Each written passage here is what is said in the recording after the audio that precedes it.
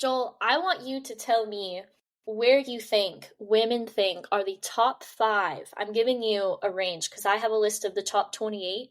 I Oh my want you God. to give me top 5 places that you think women don't want to go on the first date. Go ahead. Is this like me playing Family Feud against myself? Yes. Oh, okay. Also, why is there not like a Family Feud board game for Thanksgivings to take all the aggression people have out on their like I thought there relatives? I thought there was a Family Feud board There game. probably are. I haven't done any research. All I know is about the life of Stephen Broderick Harvey, not about the products he's paid to promote. Wasn't Places women don't want to be taking. Wasn't Steve Harvey the host of that? Yes, that's the reason I brought up his name. I didn't know that was his full name. What? You need to read the episode descriptions. I've definitely referred to him as such on multiple occasions. Okay, places women don't want to be taken. Is church on that list? Church is on the list. Is the gym on that list? The gym is on this list. It's not top Is it in the 5, top but I'll 5? give it to you. Oh, No, okay. it's top 15. It is actually 15th on the list. And church is 16, so go off, King. Chinese buffet. Okay, buffet is on the list. Yes. Las Vegas Chapel. Las Vegas Chapel. Like to get married? Yeah. Not on the list, but again, church is on the list, so I'm gonna put Jeffrey Epstein's Island. No, but good guess. Good guess. Clarence Thomas's RV. Oh my god. No, if it was literally $278,000, I would want to be in that. Are you kidding me? Tom Cruise's Scientology grotto. What is a grotto? It's sex dungeon. Oh, a sex dungeon? I don't know. That sounds fun. For me, at least, that sounds fun. I feel like you're getting too expensive. You want to go to Tom Cruise's? No, I Naomi. use it as a museum. I'd just be like, yeah. Do you think he has a hype man in there who's like, oh, you go, Tom, you're the greatest. Oh my god, he definitely hires people who are shorter than him to walk around to make him feel tall. He hires a bunch of 4'5" guys. That's really sad. Does he only hire little people? Is that discrimination? I want it to be clear. I want it to be clear to our audience. I'm not making fun of Tom Cruise because he's a short king. I'm making fun of Tom Cruise because he's an incredibly wealthy piece of shit, and it's okay to do that and hit people in their insecurities because he definitely wears risers and has every Mission Impossible film shot in such a way where he's standing on an apple crate next to his co-stars. It's quite funny. Naomi, give me the top 5. Give me the top 5. Okay, top 5. The Cheesecake Factory, Applebee's, Chili's, Chipotle, and Olive Garden. And then list goes on. The movies, Your House, any fast food chain, Buffalo Wild Wings, Wingstop, Red Lobster, a buffet, IHOP, Denny's, the gym, church, Starbucks, coffee dates, ice cream dates, family functions, movie nights. So I'm assuming that also gets lumped into your house or my house. Who knows? Somewhere that requires a long drive. Break into someone's house for a movie. Use their hot tub. Hey, my neighbor Steve has Netflix. Dude, this password sharing thing is getting in the way. People are honestly... Netflix and chill can't be a thing anymore because Netflix is so expensive. It's $18 a month now. Is it impolite to pirate movies on the first date? 5th or 6th, maybe. You need to show you can provide. I think it's not... I think that if you're showing them that you're pirating the movie, then yes. But otherwise, no. That's my final Someone answer. needs to create a pirate movie website that has its interface completely stolen from Netflix so you can pretend that you're watching Netflix with someone. Just be like, let me pull up 12763movies.com and it looks just like Netflix. Incredible. Also, I have Peacock and Amazon Prime because I'm a provider, baby. I'm here to provide for you. So anyways, going back to the list, somewhere that requires a long drive, bowling, nightclubs, hookah bars, a bar for just drinks, Waffle House, and sporting events. That's the list. I mean, it's interesting because, like, society does have, like, certain expectations about what constitutes a first date. But I would honestly say, like, almost all of those could be, like, 3rd through 10th date material. Like, obviously it depends on the relationship, but I think, like, everyone wants to impress whoever they're going out with on the first date. But once you get to, like, 2nd or 3rd, it's like, whoa, I got bills to pay. We're going to Burger King and splitting the 2 for $10 deal. I mean, it kind of makes sense. Like, some of them make sense in like, okay, you don't want to go to a sporting event. It's too loud. That makes sense. You can't talk. You don't want to go eat a bunch of greasy food at a sports bar. You can't talk and you feel bloated. And yeah. It's not a good coffee look. Date, with your face covered in. Yeah. A coffee date doesn't make sense to me, at least, because it's like, okay, why is that on that list? Because that's one of the situations in which you don't have to order a coffee. You can get a tea. You can get a sparkling drink or whatever. I think the difference is most coffee shops are, like, filled with people studying these days, and they're often like kind of crowded, and a lot of people who are, like, out in the dating scene probably go get coffee by themselves, so it's not like a special thing. It's something they do every day. They don't want to be depressed by all the college students crying over midterms. Yeah, if only we knew some college students, we could make fun of them, but unfortunately we don't. Sucks to be us. Well, audience, welcome back to Why Would No One Date These Guys? Wow, I said that really fast. Let me say that slower. Why will no one date these guys? This is the shit show that we call a podcast. We'll your fix host, it in post, Naomi. So I was recording a summary episode of, Why Women Deserve Less by myself because I didn't want to subject you to, regurgitating all that content. And, one of the great things about recording an episode by yourself is if you just completely flub a take of, like, reading off, like, a pre-written thing and then rambling because you don't know how to, like, improvise and talk about something if you're not reading off of the script, which, of course, isn't a problem I have. It's just hypothetical. I realized that, like, if I flubbed the take, I could just stop and start over. And it's great because I'm going through and there's, like, some sections where I botch a section multiple times in a row and you can see, like, the audio gaps where I'm just like, son of a... And I cut it out. It's all gone. The slate has been wiped clean. And no one will ever know. Everyone thinks we're podcasting professionals. Everyone thinks that our episodes are meticulously scripted. All of our listeners are like, how do you do it? An episode every single week, you madmen. You absolute madmen. Madmen and mad women. We don't hate, mad non-binary people too can participate in this podcast. I don't know where I'm going. I'm just kind of talking right now. But you know what? We can fix it in post. And Naomi's not talking. This is really easy audio.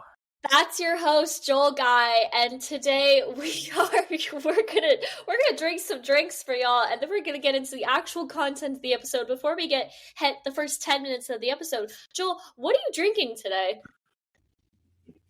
Absinthe.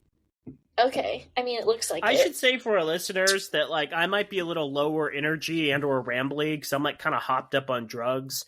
I have both, like, serious congestion. Hopefully not COVID, but, like, everyone's got to get COVID in this modern world of ours. But then also, like, I scheduled, like, a minor lipoma surgery yesterday, so I also am, like, dealing with, like, multiple entry wounds across my body. So yeah, I'm just having a time. I'm, enjoying my best life. I'm a real specimen of a man, and I'm, really blessed to have someone who's interested in marrying me. But with that preamble... He's mixing his absinthe with his medication. What a man. This really does look like absinthe. This is Jones soda. It's green apple flavor. The last couple of Jones sodas I've had have been, like, pretty good. I assume this is probably going to be the same. Joel, no fucking way, because I'm literally drinking a sparkling green apple water. Are you kidding me? Oh my god. This. Oh my god. We didn't coordinate this because we don't talk to each other outside of this podcast. That's so untrue. I sent you the card that I'm gonna give Max for his birthday, and you were like, you gave me no response. It was fucking hilarious. Our brother, for context, the one that's been on this podcast, is turning 30 this year, and so I sent him I'm the brother who's been on the podcast. I sent him a very age-appropriate card. It says, well, at least you're not as old as you'll be next year. I thought it was fucking hilarious. Me laughing in my boots. Okay, that's not a saying, but I'm going to make it a saying for the context of the story. And Joel didn't even respond, and I'm mad about it. So I'm going to hold it against him for the rest I of have this an episode. excuse. Yeah. It was like 2-3 weeks ago, Joel. You've not been sick for that long. Mentally unhealthy, Naomi. Everyone has bad days. So true. I do find it kind of interesting because I was like looking for anniversary cards for our parents in the last month. And one thing, well, more than last month. That was like 2 months ago, yeah. Okay, it was late, but it was the sentiment that mattered. But yeah, one thing that kind of like confuses me is there are professional companies that are paid to come up with greeting cards. Yet when you look through the greeting card section at the store, there's like, congratulations, you're super old, and they have cards for all occasions, all races, ethnicities, sexes, with some variation of that. They have, congratulations, you're old and a piece of shit, mostly for like men in their like 40s to 60s. And then they got a bunch that are like, ladies, you like wine, right? Ha! Why don't you drink some more wine, you alcoholic bimbos? And I'm like, yeah. Really? People are paid money to do this, and these are the only 3 genres they could come up with. There's also the genre which is just a cute, like, stock photo of a dog. But I don't even consider that to be, like, a card, because it's like a chat robot found a picture online and slapped it onto a, 8.5 by 6 or whatever the ratio is of greeting cards and printed out 10,000 copies. So I would like to say, totally changing the subject, that, actually it's on the same subject. I would like to say that this is the same situation when it happens with, when you look up, like, gifts to get your dad or, like, gifts to get your mom. Gifts for moms are always jewelry or, like, flowers or chocolates. Gifts to get dad are always something surrounding the grill or a really nice bottle of scotch. And there's, like, nothing in between. I feel like sometimes I just want to get my dad some jewelry. I want my dad to have like a belly button ring or something that maybe looks like a spatula because he's, a grill master. Joel, I would rather die than see our father with a spatula belly button ring. That's all I'm going to say. On the last note about my drink, I would like to say... branded content for our podcast, Naomi. I would like to say that the sparkling water that is green apple flavored that you can get at Trader Joe's, no promotion, but we're still on the Trader Joe's grind, literally tastes like a green apple Jolly Rancher. And I adore it and I love it. And 'tis the season because it's fall and green apples associated with fall, obviously. What else are you going to bob for at those parties? But COVID, maybe. Great minds, Naomi. Yeah, I don't think I even said anything about my Jones soda. This episode is just going to be me rambling in various directions. It also tastes very good, very strongly of like green apple. It has a little bit of like acidity to it, which is nice. It's not just like green apple flavor and sweetness. There's a little bit of like green apple tartness. Boy, these Jones people, they know how to make a soda. I'm consistently impressed. Naomi, we got to do an end of the year awards where we like award all of our favorite stuff, and I think Jones is going to do quite well. And then we also have to give like anti-awards for like, the salted plum soda we tried 2 years ago that we still can't get the taste out of our mouth.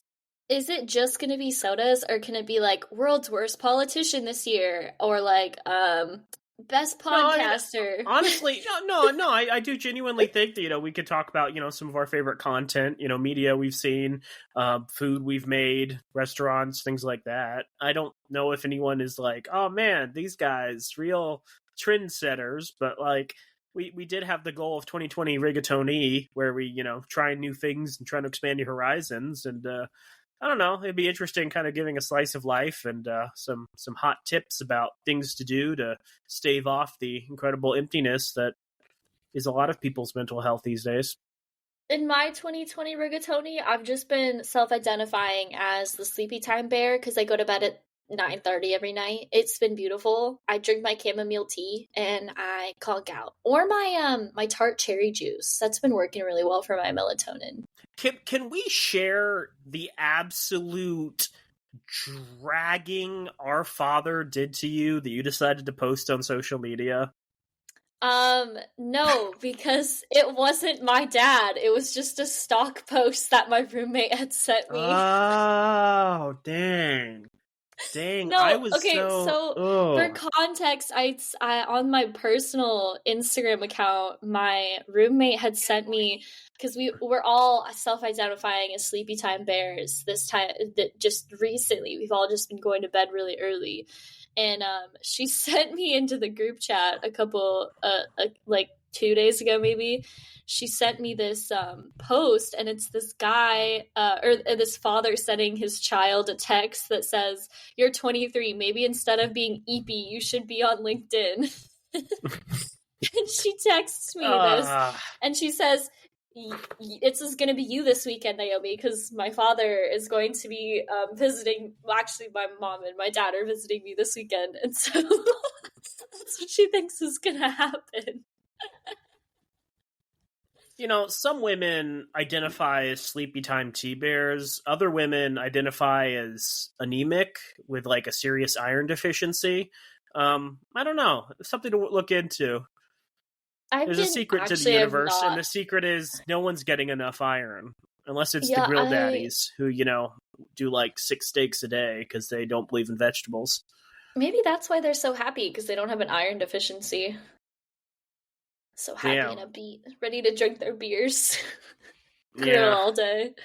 Naomi, do we have an episode to get to, or are we just going to shoot the shit? We do. Oh my god, we were trying to get to this. I was trying to get back to this like 8 minutes ago. I was like, let's not hit 10 minutes of an intro, but whatever. Okay. You can always cut it out, Naomi. Okay, audience. Today we are talking about Am I the Asshole posts that I have so graciously picking and choosing for Joel to blindly react to. Joel, I have picked 10 Am I the Asshole posts. I don't know if we'll get to all of them today because we've had a pretty long round of those. But let me hit you with the first one. Am I the asshole? Okay. Stop. Am I the asshole for breaking up with my girlfriend the day before her birthday? I apologize for the length of this. Oh no. My 25 male, girlfriend 24 female, has been officially together since the start of April, and but we've been going out since January. She's never been in a relationship before and is very insecure about that. I reassured her that we were going out and that I liked her verbally or through text, bought her flowers, wrote notes, got her favorite snacks, and took her to meet my friends, etc. The issue started after we made it official. Every single day we went out or hung out, she would ask if I still liked her. Liked her. If I only liked her as a friend, claiming that she was annoying me, saying that she would reread our texts to search for tone shifts to validate that she was being annoying, etc. I was always stressed about how I phrased anything or worried that I wasn't enough or doing enough for her to believe that I liked her. She constantly crossed boundaries that I'd set, saying it was because she wanted to respect my wishes. I lost my mom last year, and the month of May was very difficult. It was my first birthday, my brother's first birthday, my first Mother's Day, and the 1-year anniversary spread out over 3 weeks. I asked her not to acknowledge my birthday at all. That was not English. She asked for 2 solid weeks, if she should give me presents before or after my birthday, and if she could wish me a happy birthday on the day.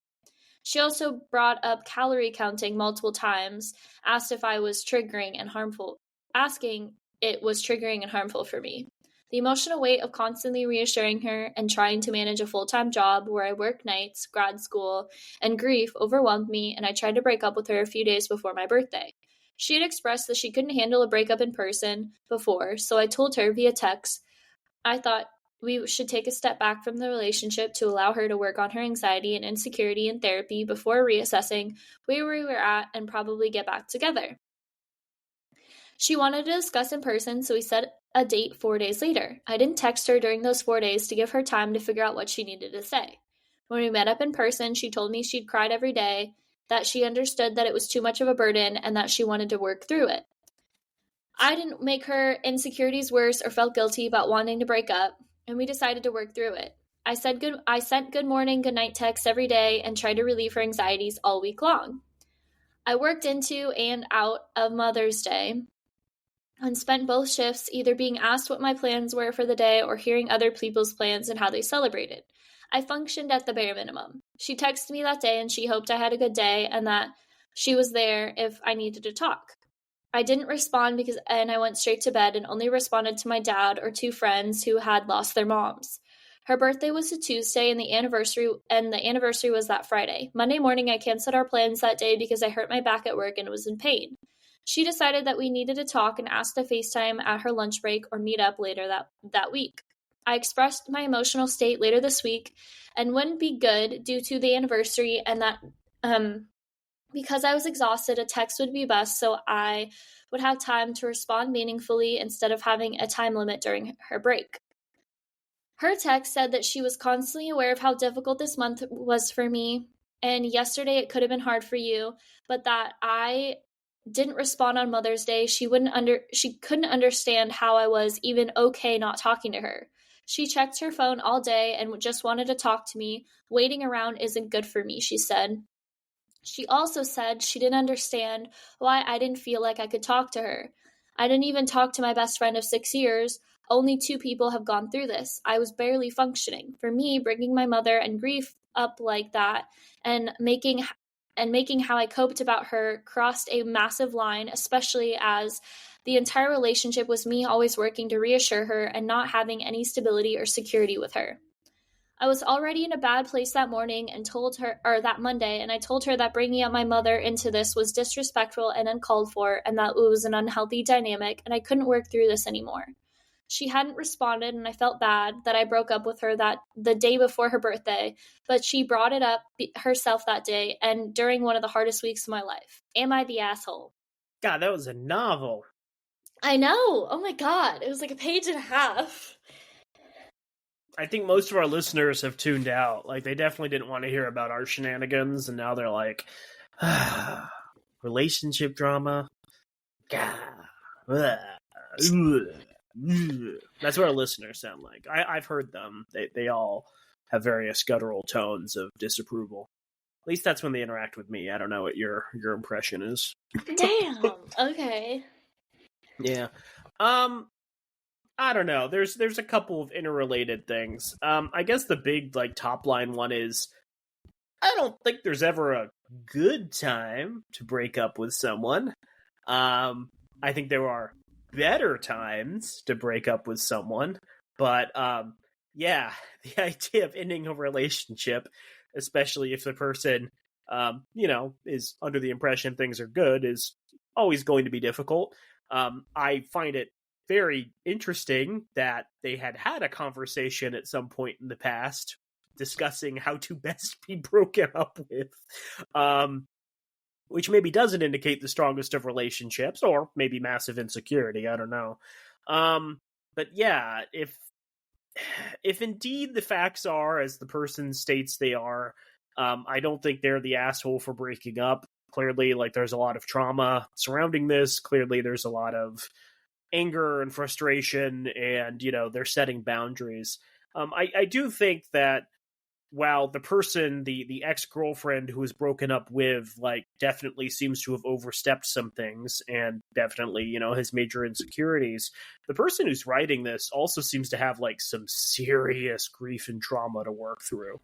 And I understand that therapy is not always accessible to a lot of people in today's wonderful healthcare market. But yeah, they need to figure something out. They need to talk with a trusted friend. They need to, because it does genuinely sound like their life is being incredibly impacted by the death of their mother.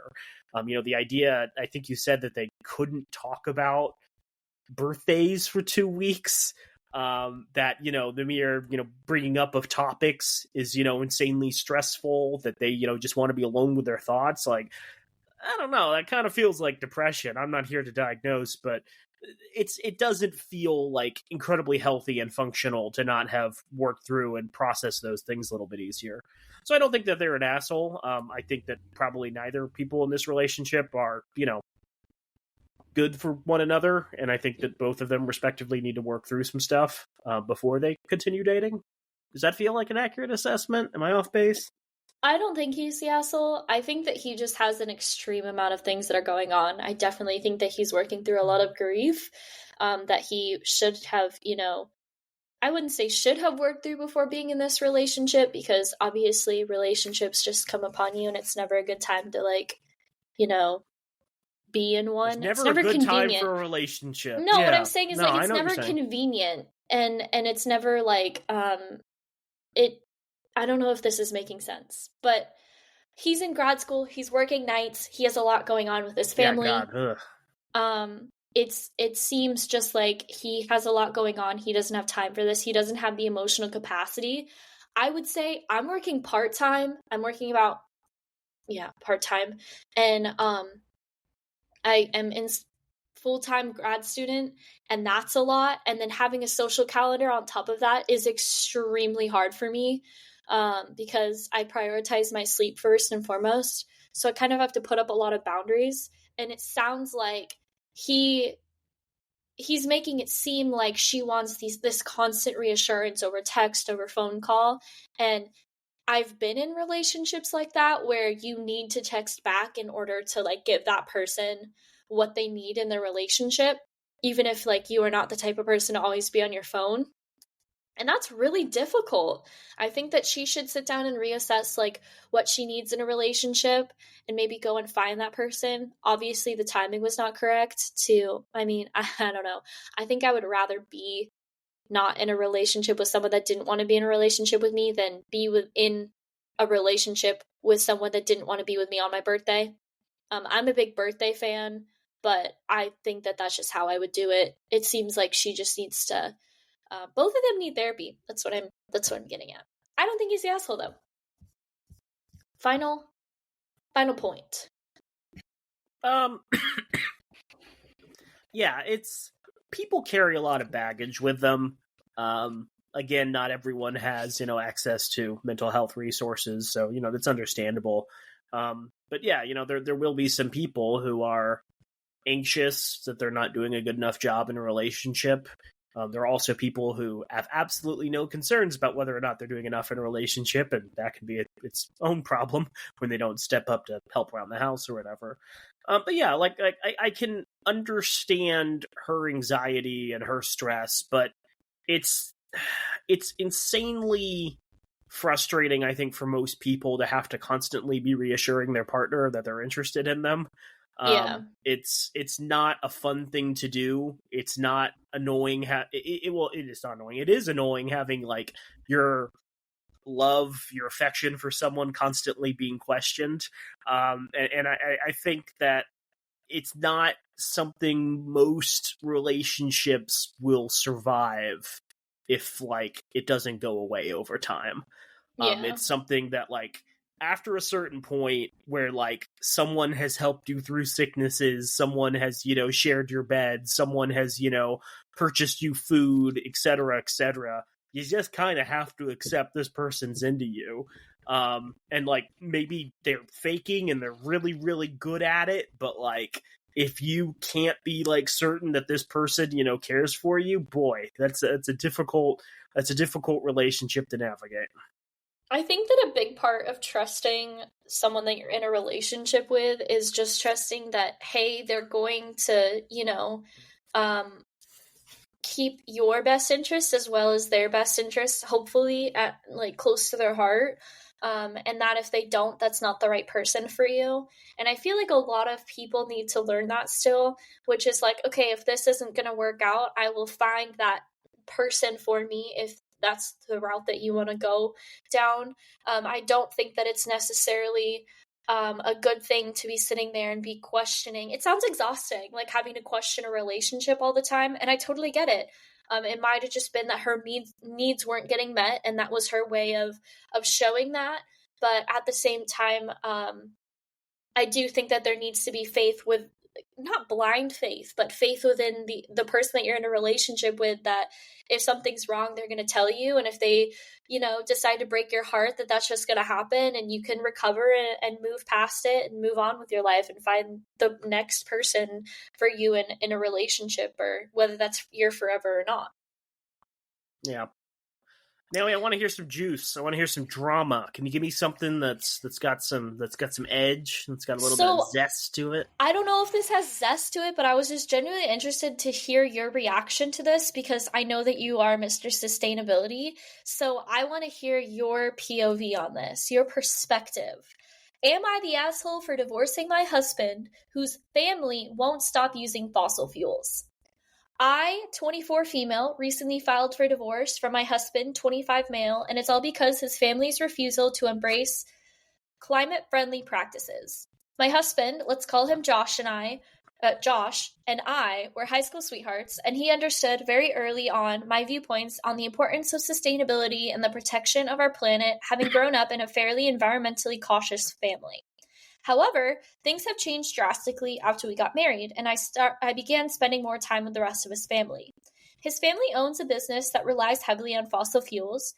They are in the transportation industry, the bulk of their transportation usage being contributors to greenhouse gas emissions. Despite the mounting evidence about climate change and the urgent need to transition to renewable energy sources, they have been unwilling to make changes.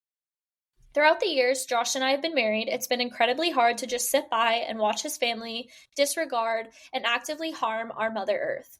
Their extravagant lifestyle around fossil fuel consumption has me deeply unsettled. I tried to engage in factual and educational conversations with them to think more about their actions on the planet, but his parents simply claimed that my views were radical. Despite our differences, I loved my husband deeply and told him about my concerns. We've had many discussions where I expressed my opinion, but this time I needed something to be done because Josh and I were trying to have a baby. He said he talked to his family about it, and I was overjoyed and felt a sense of relief at that fact because I couldn't fathom having to live my life and possibly raising children in an environment where their grandparents would rather prioritize profit over the planet and their grandchild's future. Now imagine my surprise when I see on Facebook, in a Facebook post, that Josh, who promised me that he would talk to his parents about their fossil fuel usage, has in fact bought a new fossil fuel using car.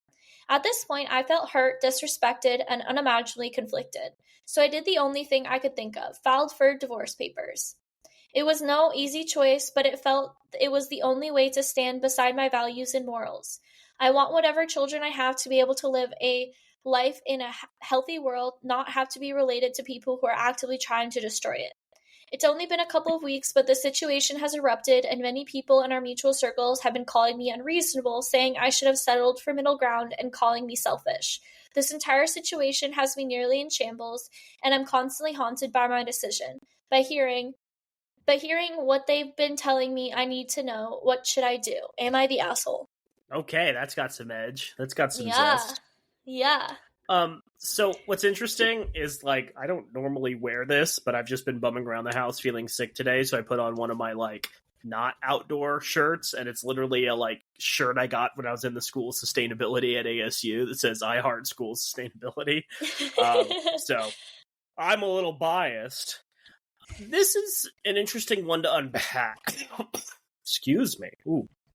And I think it's interesting because I don't think she's the asshole in this instance, and I have a lot of respect for her for standing up for her values, but I do think there could be very similar situations where, like, someone might break up and I would think that they were the asshole.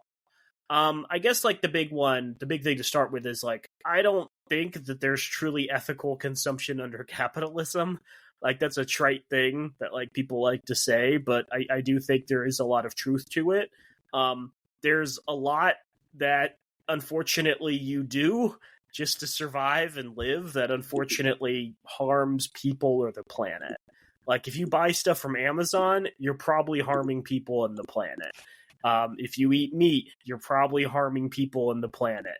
If you, like, I don't know, man, even, like, buy electric vehicles, that's not necessarily a good thing for the planet. You know, it's slightly better, but all the problems that are currently tied to cars, like congestion and rush hour traffic and noise pollution, and the big new thing that's being talked about is particulate pollution from tires. Like, all of that still exists with electric cars. So unless you're taking public transportation everywhere, and even that has problems too, you're not a perfect entity. So I think aspiring to do good in the world by making ethical choices is good. And I totally support her for that. But I do think it's easy to gain kind of this like laser focus and think that, people need to live these like ideological pure lives and ignore the fact that, like, unfortunately, often when, people are doing something, no matter how good it is, no matter how many efforts they make, there's always a way to improve it. And I think it's exhausting having to like be ideologically committed. And I, appreciate the fact that she, gives a shit about fossil fuels, because, a lot of people don't. I think what separates in my mind this from like someone who, I don't know, divorces their family because, they can't stop eating meat, or they divorce their family because, their family, trying to think of other unsustainable behaviors, runs a company that constructs golf courses in Arizona, is that the family seems committed, despite what she said, to endorsing fossil fuel infrastructure, and she hasn't depicted them as being interested at doing any form of like more climate friendly technology. And I think that's indicative of a larger like ethical framework. I'm maybe reading into this question, but like, if the family, is unwilling to, make any moves to appeal to someone they're bringing into their family, and they're, profiting hand over fist, off of fossil fuel infrastructure, and they really don't care about the impacts on the planet this is having, I think it's totally fair to be like, hey, I think that ethically we have completely different visions of the future, and I don't feel comfortable, for the reasons that she mentioned.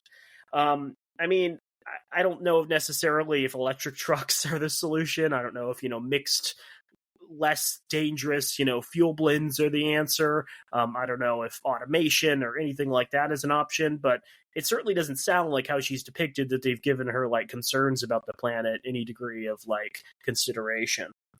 So yeah, like I think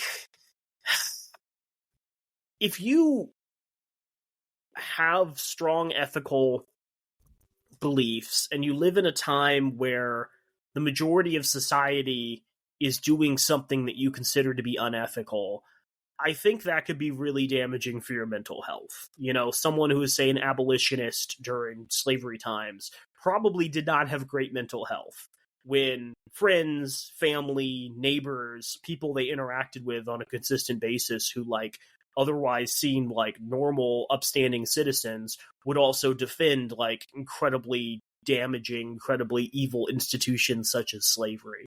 And I think in the same way, there's a lot of people out there who feel very strongly about the future of the planet and are just shocked and aghast that others in their lives don't have the same consideration.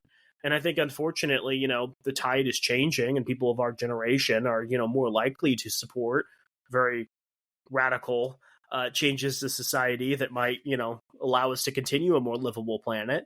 But I don't think we're there yet. And I can totally understand where she's coming from, that, her mental health and, I guess her social life has kind of collapsed because a lot of people just don't see it the way that she does. She has strong convictions that, she needs to do things to have a livable world for any future children. And it's clearly a ethical gap between her and her future in-laws that she decided was non-negotiable. So props to her. Again, I can imagine variations of this question where it wasn't so clearly cut, but like, we got a climate crisis, people. It's not going away anytime soon. It's October, late October in Arizona, and it's only getting down to highs of 70. We're a little past due for when it should be. It's been the hottest year in quite a while, and, we're not looking forward to any cooler weather moving forward. So something's got to happen, and, it's not going to happen unless people live by their convictions and do the right thing. Here's my issue with this. One, why Why did she find out about the new car on Facebook? Like, that's my question. Are they living apart? Was she on a business trip? Tell me why. I need more information. The second thing I want to talk about is I think it's a little extreme.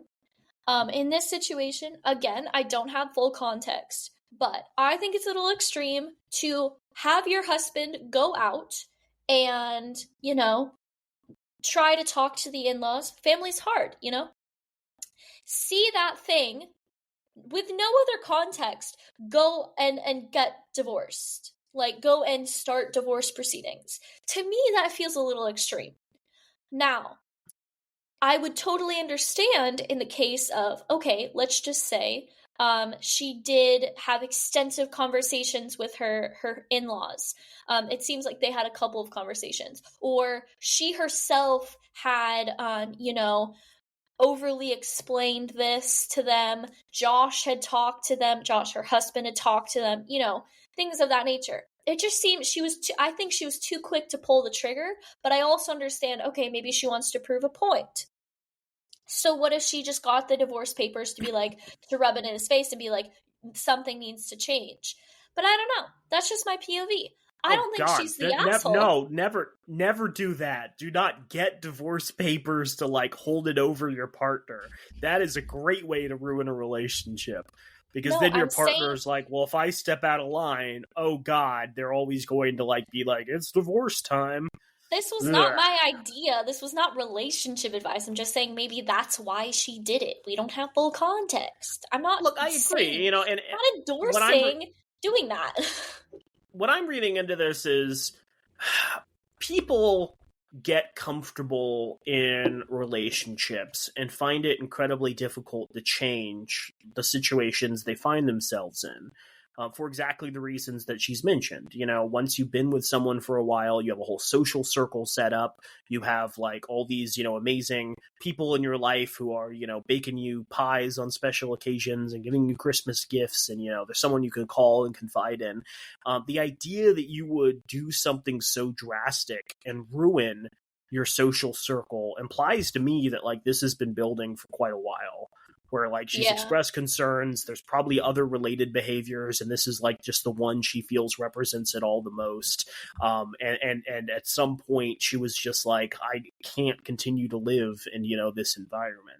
And again, I'm reading into this. This is some stranger online. I can't pretend to have 100% complete knowledge, but yeah, people very rarely make these kind of snap decisions. Typically it's grievances that have been built upon over and over and over again, and there just comes a tipping point where you sit there and you say, I've done all I can. I don't think I could live comfortably without following through.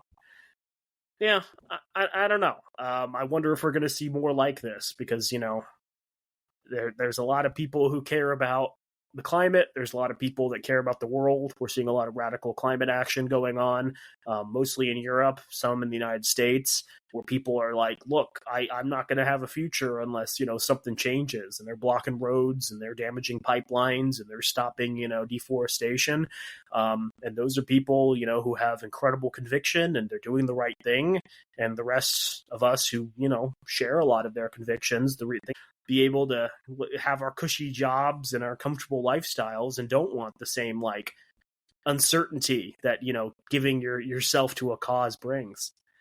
Yeah, I don't know. It's an interesting conundrum, because obviously people divorce over differences in ethics and morals all the time, but this is certainly a different thing. Typically the difference in ethics and morals is non-monogamy, where one partner decides that maybe expanding the number of people in their sexual circles is a good idea. But in this instance, it's, climate change. It's, fossil fuel emissions. It's doing the right thing for the future of the planet.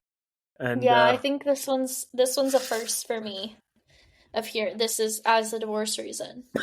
Joel, let's move on. We're getting through all 10, Naomi, not a doubt in my mind. Oh God, no. Let's not say we did. Am I the asshole for... Oh, I'm sorry. Yes. Am I the asshole for sending my boyfriend home in a lift after he showed up unannounced? This is a boundary issue. For a bit of backstory, Max, male, 42. Oh my god. And I... It's our brother. I know.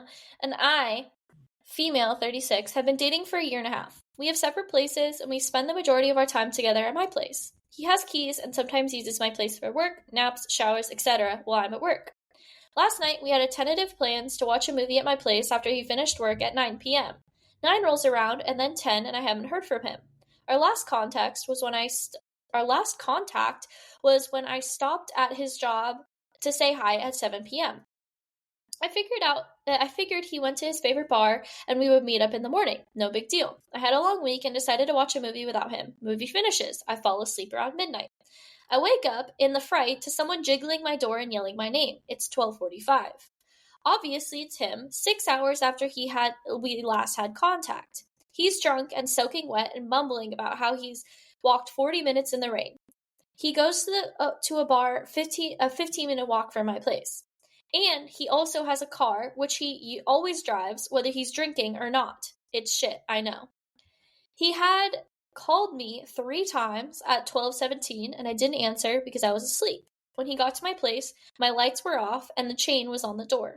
I let him in and then immediately called him a lift. He was sober enough to say that I had no compassion, a text from inside the lift ride I had ordered from him, and that if I had showed up at his place, he would have given me a hug and a cup of tea, and he had just wanted to crash on my couch, and I very firmly asked him to leave, probably about 10 times.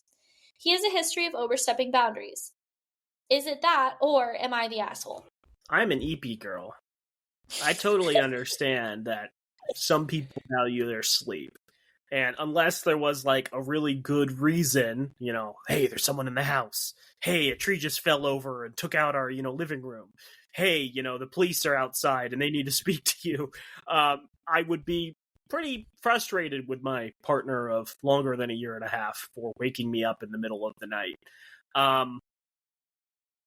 Yeah, like it's nice to know that when you're in a relationship, the other person treats you with respect. And it doesn't sound like this person feels they're treated with respect from this partner. It also doesn't sound like the person they're dating treats society with respect by the way they get drunk and then drive. So maybe this is a bigger thing. But yeah, like it's frustrating. People want to know that they're valued. They want to know that they're considered, that their feelings and whatever are respected. It's frustrating when like you plan a date with someone you've never met and they cancel. It's even more frustrating when you like cancel a get together with someone and I can understand that they would be maybe not horribly upset, but a little peeved if someone said they were coming over at 9 and then didn't show up. You'd probably make assumptions there too. But also, it's like so easy to just send a text. Like, it's not that hard to be like, hey, I'm going to the bar. I'll catch up with you tomorrow or something like that. It's not that hard to do that. And the fact that he couldn't even do that, but then expected her to cater to his needs afterwards when he wanted to see her, that sounds a little frustrating. Do a lot of people... Maybe this is in the United Kingdom or something, but I find it hard to believe a lot of people like put a kettle on in this day and age and are like, oh, if you'd showed up drunk, I would have pulled tea out of my cabinet and made it for you. that seems unrealistic. He was wet this just too. Doesn't seem he was drunk and wet. Maybe the tea was for the wetness, warming him up. You just wring out the clothes into the kettle and put it on. Ew. Yeah. Rainwater definitely has no problems. Yeah, this seems pretty clear cut to me. Person was inconsiderate. Long term, would you call 1.5 years long term boyfriend? Not short term. Yeah, definitely. I'd say that's long term. I feel appropriate boundaries regarding like when to show up and communication probably have been set by this point. No, not a lot of doubt in my mind. They are not the asshole. She bought him a lift. Exactly. She could have just been like, yeah, you can sleep on the... I don't know. I wouldn't want someone drunk that was rambling and mumbling to sleep on my couch. I'd be like, no, just go home. Like, what the fuck? Not even me? Joel. when I come to visit you in San Diego, it's just going to be me hitting all the bars and then showing up at 12:30 to terrify your roommates and I'm not ramble going to lie to incoherently. you. I don't have the most comfortable sleeping couch. Your couch is way more comfortable for that. Because the seating portion, like the bottom section of the couch, it's not wide enough. It'd be more comfortable if it was about 6 inches wider, Anyways. Wow. That's devastating. Joel, am I the asshole for liking a model's IG picture or Instagram picture? I, 25 male, am dating a gal, 24 female. Who the fuck says gal these days? First of all, hard stop. Who has tea and who calls people gal? Insane to me. Have been together for almost 7 months. This relationship has been great for the most part, but there are some circumstances that have made me rethink my decision to stay in this relationship. She has had terrible experiences dating other men in the past who have chronically cheated on her, even with some of her friends, and I understand that those situations have undermined her self-confidence and trust in other people. In contrast, I am not the type of guy who's messaging other girls or going out partying. I'm an introvert who spends most of my time... Sorry, he talks about himself in the third person. I'm an introvert who spends most of his time in his room studying and working from home. That's first person. Are you saying in the original post he's like, he is an introvert who spends time at home? Yes, that's what I'm saying. That's what I'm saying. Oh, God. I'm reading it word for word. That's so fucking weird. On one occasion, I went out eating with his mom. Sorry. Force to habit. On one occasion, I went out eating with my mom, who she knows, and she has she happened to pass through the same street this restaurant was on. She saw that I was next to the window, but she swore I was with another woman. Again, I was with my mom. I did not apologize for it, as I knew I was not doing anything wrong. Another time, I mentioned photos of this hot mom. I feel that's very relevant to this post. Like, how hot is the mom? Is the mother being completely paranoid? Stop. Another time, I mentioned I used to hook up with a girl who I ended up being friends with because we decided we did not want to have a romantic relationship together. She moved to another country 8 months later, but we kept in touch from time to time. Out of trust, I told my girlfriend that, and she could not stand it, so I severed all communication with my friend in order to preserve the relationship. Last weekend, we went out to celebrate one of my friend's birthdays. My girlfriend and I were sitting next to each other when I saw a notification on my phone to use my pattern to unlock my security folder so I could receive notifications of that app. The pattern I used for the folder is one that my girlfriend configured. That is not how you spell that word. I think mentioning that she has all access to my phone is not necessary, but for her it is.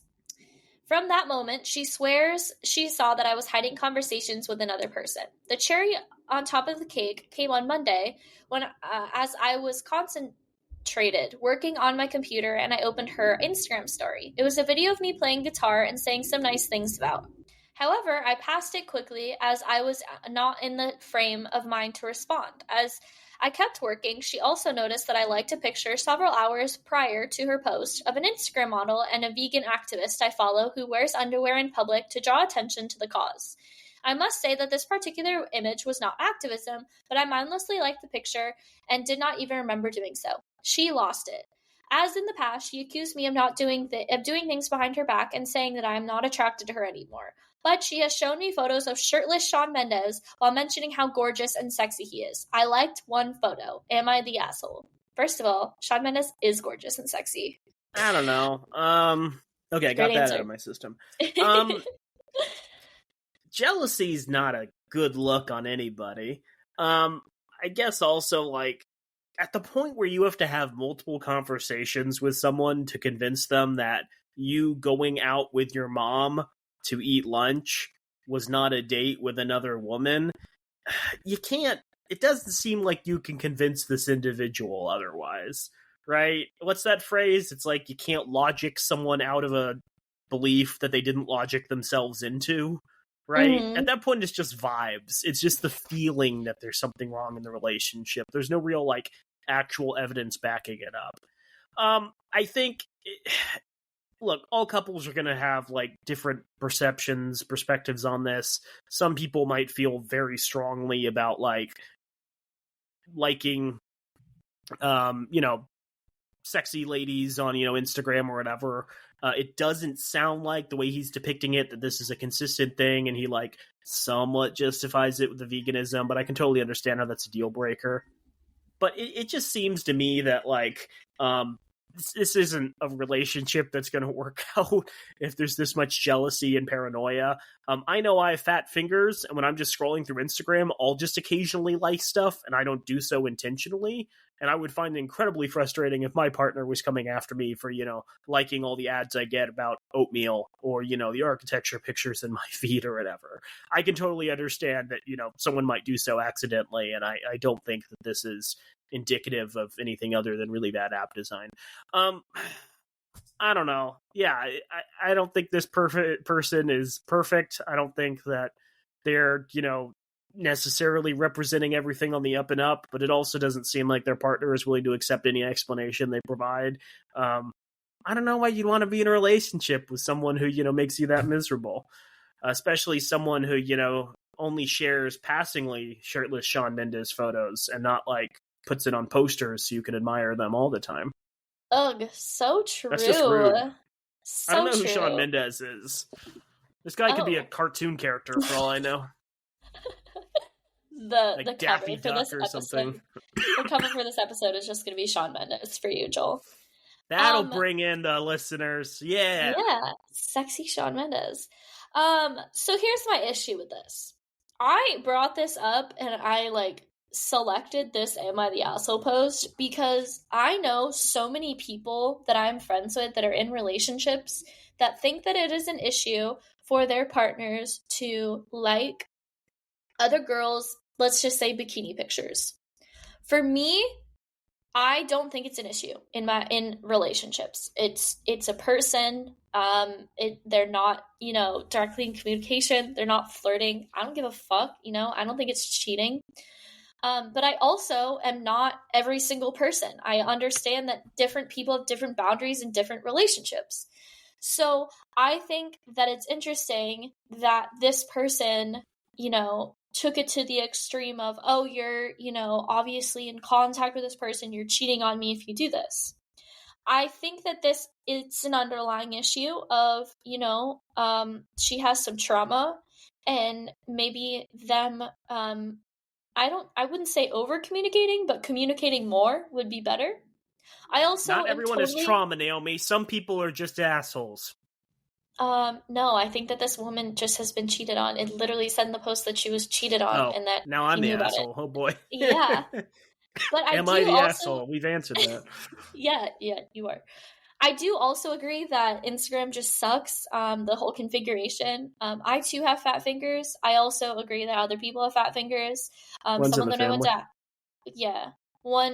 that I went to high school with liked my Instagram picture from 3 years ago the other day on Instagram. So I firmly believe that Instagram just doesn't have a good liking system.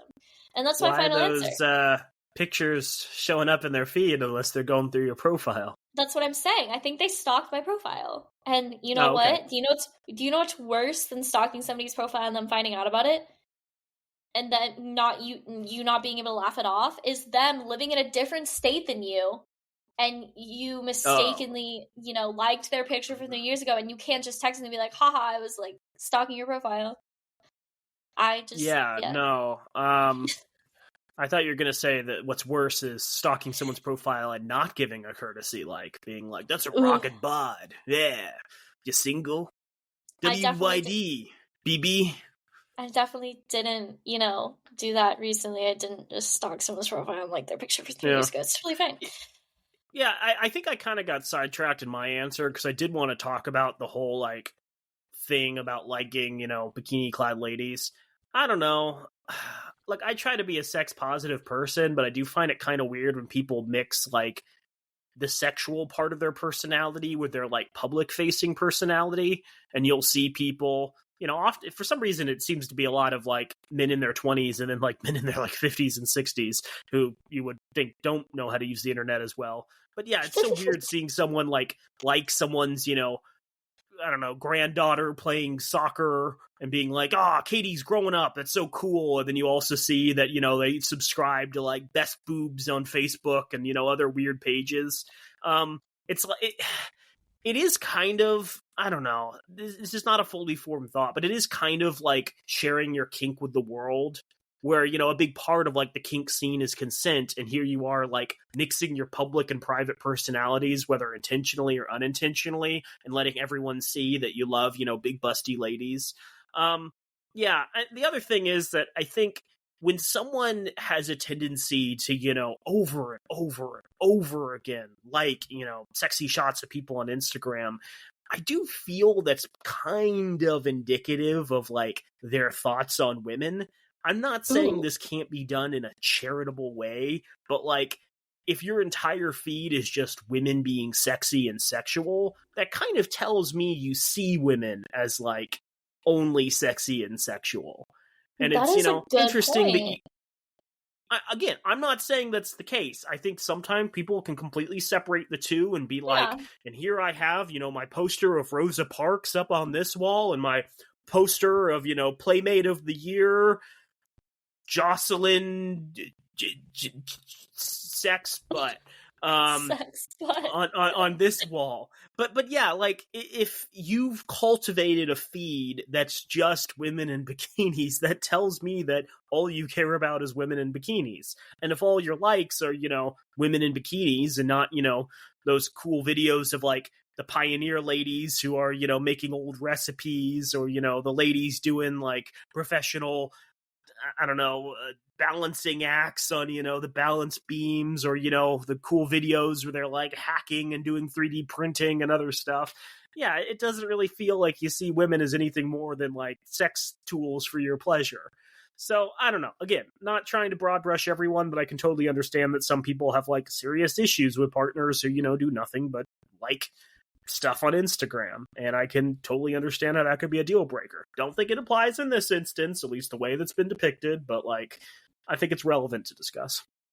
Joel, you being so sex positive, I'd like to give you a different view of social media and influencers. You said that you don't quite understand why women do the sexy things for their public facing eye, but I would like to mention that the vast majority of women on social media that do that are influencers of some kind that bring in their followers, bring in their views by posting sexy pics, and then the next post will be, oh, go drink your greens, here's a code 20% off by using my name, or blah blah blah.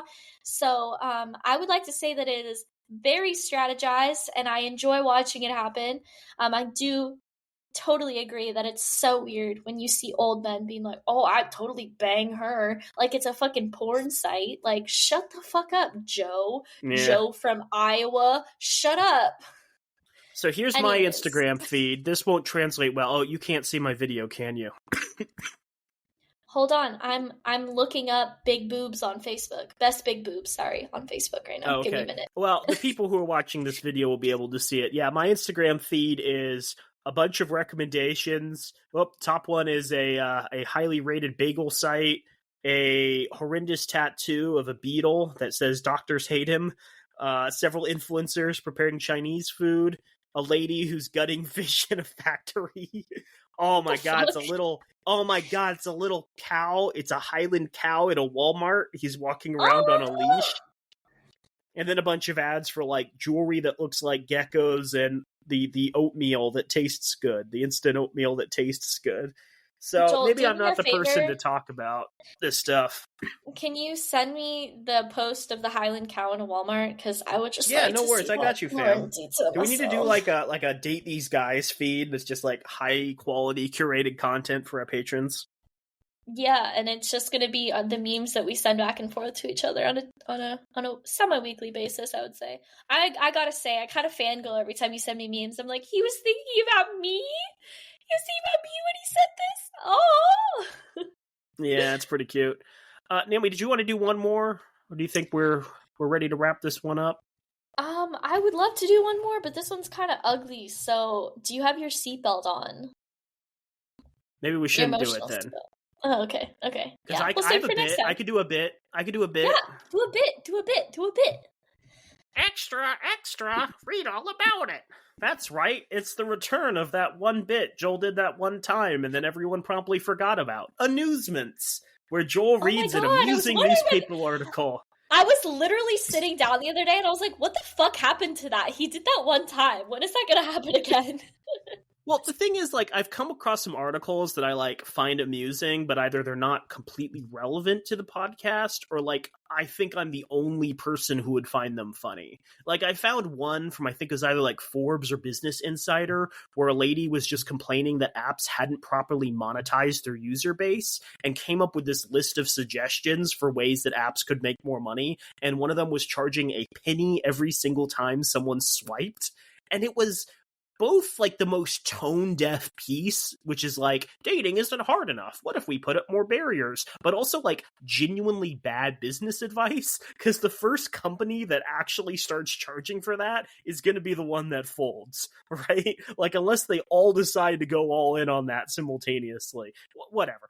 Naomi, let's get to our actual piece. This one's short, I promise. Like last time, it is related to Tinder, and I wonder if you've heard anything about this. The Guardian had an article. Well, I haven't gotten to the article yet. The Guardian had an article October 23rd of this year titled, Meet the Parents. Tinder introduces approval tool for friends and family. So Tinder has come up with a way to make sure your partner has the familial seal of approval before they've even been introduced. They've created a tool called Matchmaker, which allows users to offer up to 15 friends, family members, or guardians 24 hours to scrutinize their possible matches. They can view profiles and make suggestions without having an account of their own, and, thankfully, cannot start messaging on your behalf.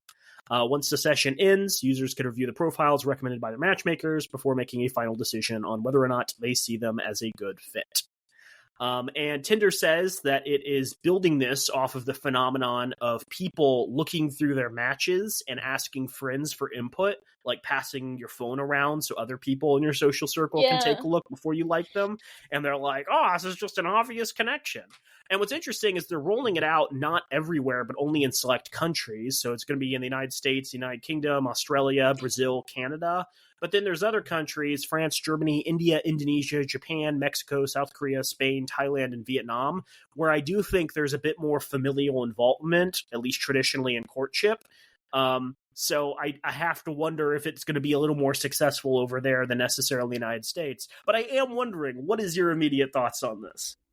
Okay, so that just takes it takes lazy to a whole different level, because like I think the last time I was on, Max was here and he was visiting me, I Apple AirPlayed onto my TV, and we were just going through like my Hinge matches, and then he started going through just my regular feed, and that's when it got ugly. He started roasting these men like a motherfucker, and I was like, God damn.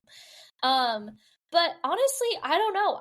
I don't like this idea as much as, we talked vaguely about, I think in podcast past, about doing something not too similar, but similar enough, where family members or people around you could kind of like give you ratings in a sense, like, oh, this person comes pre-approved. Yeah, endorsements. Women like him. Yeah.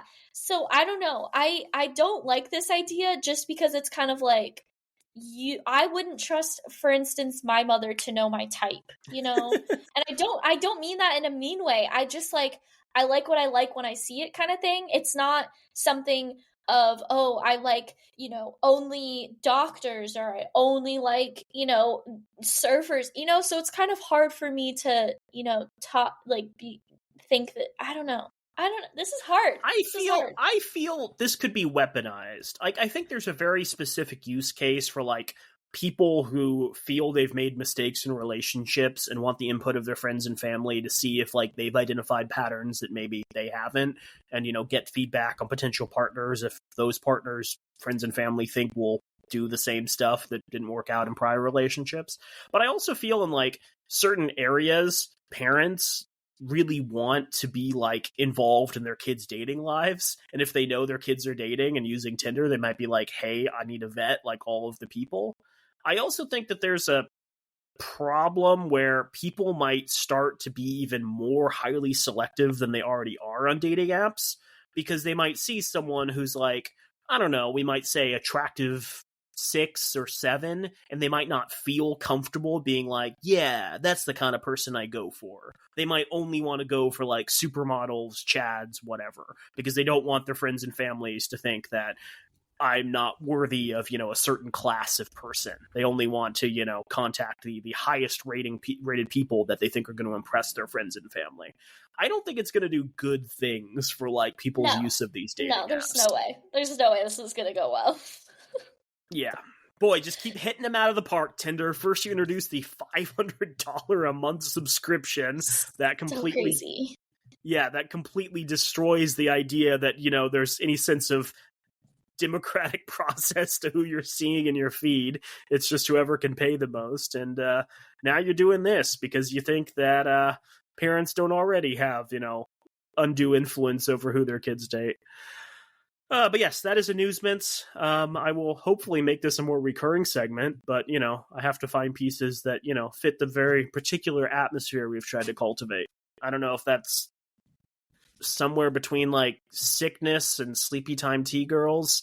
How do you describe that? Just modern millennials? Yeah, I think that's the best way to describe it. But that's just the theme of this episode. I wouldn't say that you're always sick. So I would take that with a grain of salt. Maybe next episode we can have excited Joel and sleepy Naomi. Next episode, where I bring back Stephen Broderick Harvey, creator of Family Feud. I didn't know that his middle name was Broderick, okay? I got thrown off by the middle name Broderick. Of Act Like a Lady, Think Like a Man, and its sequel, which we have yet to discuss. So we're not discussing that ever. No Chaser. Ever in my life. We're not doing that. Sorry. Naomi, he has a whole section on cranking it with your sons. It's great. Well, audience, that's the end of this episode. We hope you have a great week. Go like us on Patreon, and by that we mean please give us money because we're trying to donate money to well-deserving charities. This month we are still donating to trans rights groups at large. If you can't do that, being a trans person is a complete shit show in the United States right now. Woo! Being a person in the United States is a complete shit show. Just like climate change, there's not a lot of good stuff on the horizon for the trans community. We would like to mention that if you can't give us money because, the economy sucks, we completely understand. We would like to say that if you can't do that please do us a big favor and go like us on any of our streaming platforms. That includes, but not limited to, Spotify, Apple Music, all the other ones that I can't list right now because I can't think of their names. Go give us a like. That would be really helpful. We really appreciate it. And I hope you have a great week. Joel, any last thoughts? Thanks for sticking with us. We love you. Bye.